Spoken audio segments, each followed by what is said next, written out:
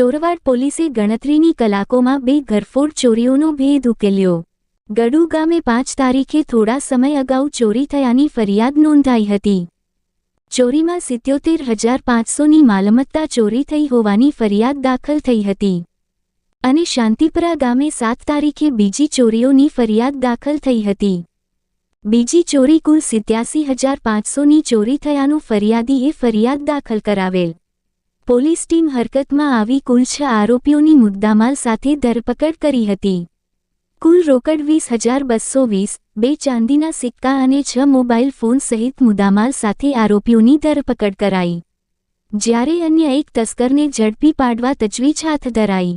આ કામગીરીમાં PI Mundra, PSI વાળા સહિત ટીમ જોડાયેલ।